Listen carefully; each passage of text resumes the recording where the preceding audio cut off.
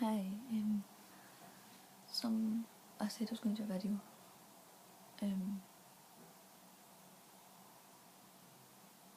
I didn't know what to talk about. I received like some suggestions. Some were not so serious. I got asked to talk about masturbation, which I'd rather not. I got asked to talk about cats, and I'm allergic to cats, so I don't know. I got asked to talk about, like, I found things kind of funny before. Like, I know you're trying to be funny, but I'm not in a funny mood, so I'm going to talk about the serious suggestion that I got. I was asked to talk about the mental health services in the UK.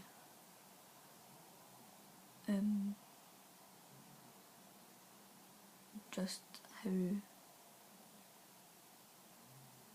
unbelievably shit they are, and just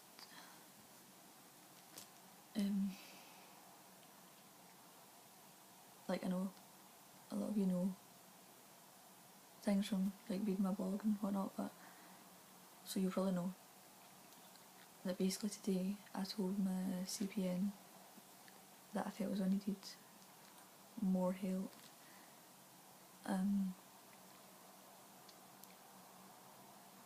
I mentioned to her about seeing the IHTT, which is the intensive home treatment team, again, because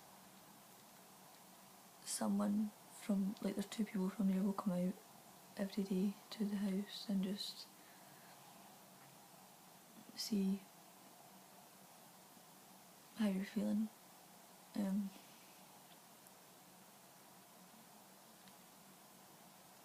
She asked if I had a plan to kill myself, so I said no, because I don't, like, I've said that a part of me does not want to die because of Caitlin, because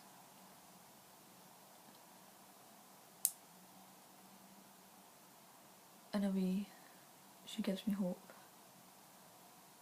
She doesn't give me hope, she is my hope. If I hadn't met Caitlin, then I wouldn't be here, and if I lost Caitlin, I would no longer be here either, because I just wouldn't. But right now, this minute, I don't have a plan, because I don't plan on doing anything. But apparently the IHTT only work with people who are actively suicidal. So that's not me.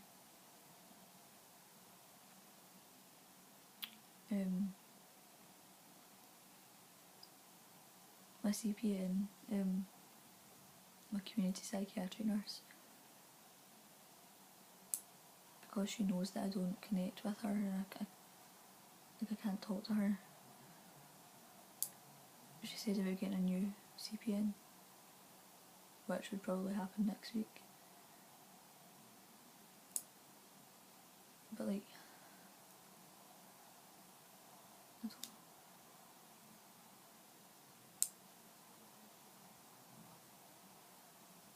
I feel like if the new CPN is someone who I connect with, it'll be good, because I'll be able to see them like 3 times a week, and I'll be able to talk to them. But they only work from 9 to 5. They work weekends. And like, there's also the other side that if I don't go on with her, then I'm just going to be in the same position.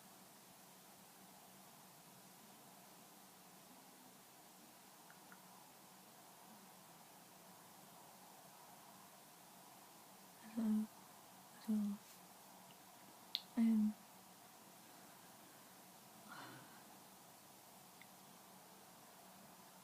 The whole mental health service thing just, like, I don't get it.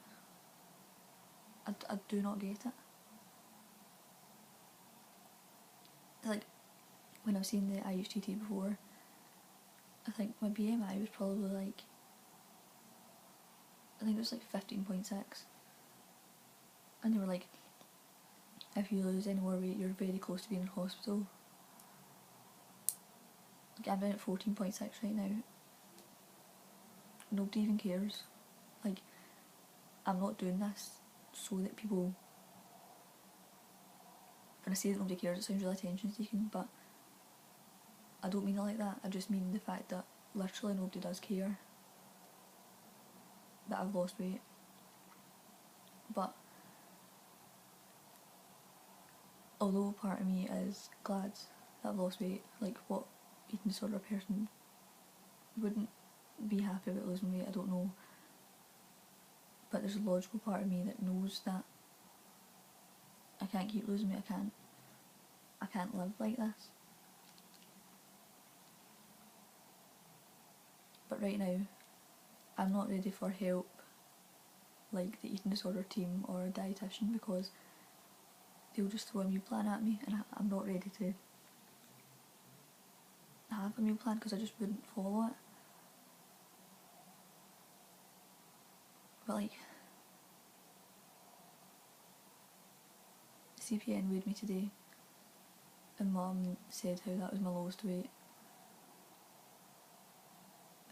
And she was like, okay, so what's your BMI? And I told her what it was, and she checked on our chart thing. And she was like, you just need to make sure you're resting. You need lots of rest. Like, what? Like,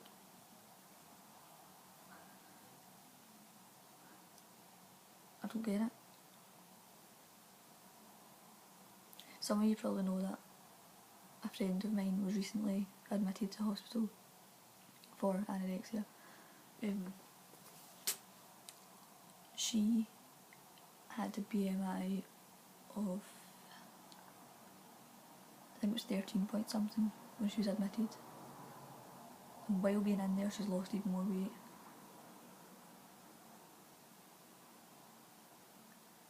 Like,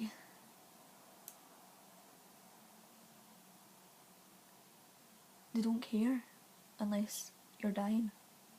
Unless you're about to drop dead, they don't care. They do not give a shit about you.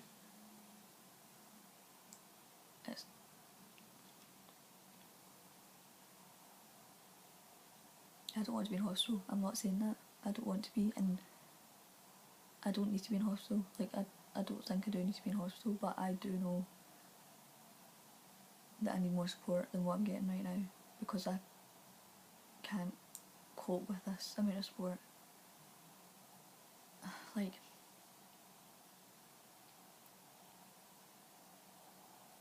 I don't know.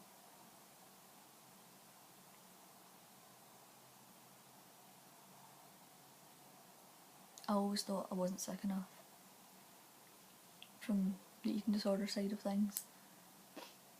But today, when I asked for more support, I told her exactly what support I thought I needed. She basically told me I wasn't sick enough for that support. Do you know how many times I have been told that I'm not sick enough for the help that I feel as though I need? Like, I was in hospital, and for the first time in years, I thought I wanted to recover. And I told them this, I said that to them But what I said was, I think I need to stay here for a while to be able to do that. And I was told that there's people out there who really need the beds in the hospital, so there's only I think there's 24 beds in the whole unit. There's only 24 beds. People need those beds. So I didn't need that bed. I was taking off a bed that could be filled by someone who needed it. And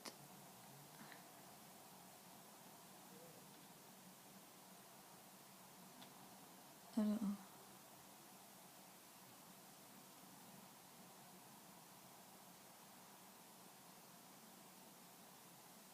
The whole thing just doesn't make sense.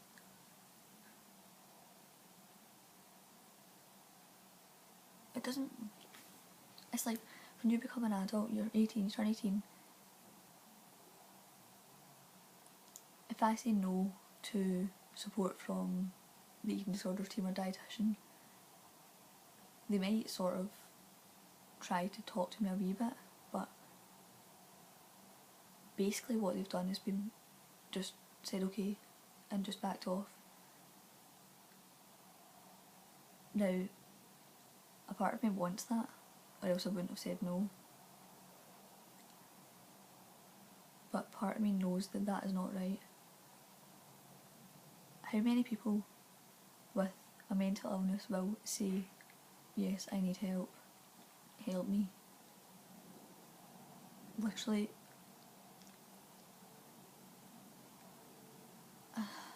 especially an eating disorder. How many people say, no, I don't need the help just now? They'll say no.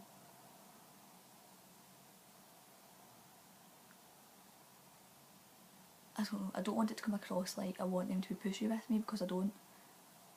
But if I was looking at this as someone, as an outsider to someone, they need to be pushy with that person. They need to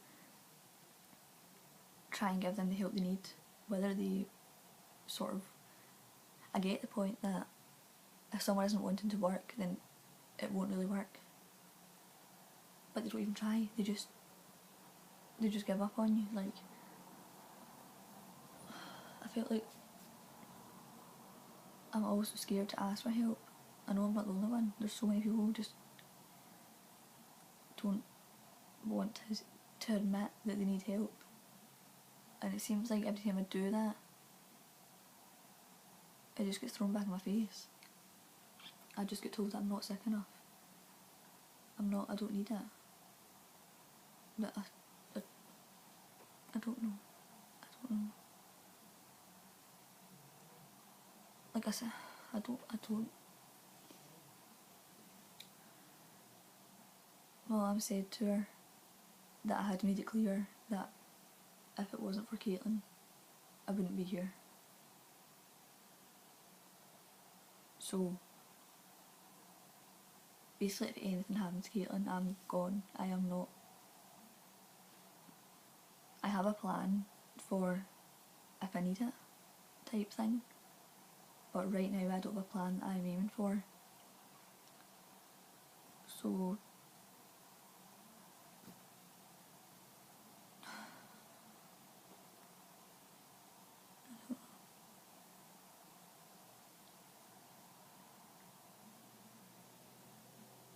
it is a load of... someone needs to be on death's doorstep before they get help in this country.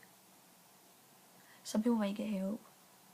They might see a therapist who they sort of click with, and that's fine, because once you click with someone, you kind of trust them, so you can work with them. But if you don't have that, then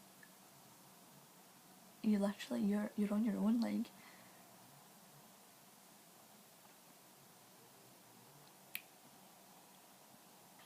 Like the child and adolescent services aren't great, but I didn't realise how much better they were than the adult services in this country.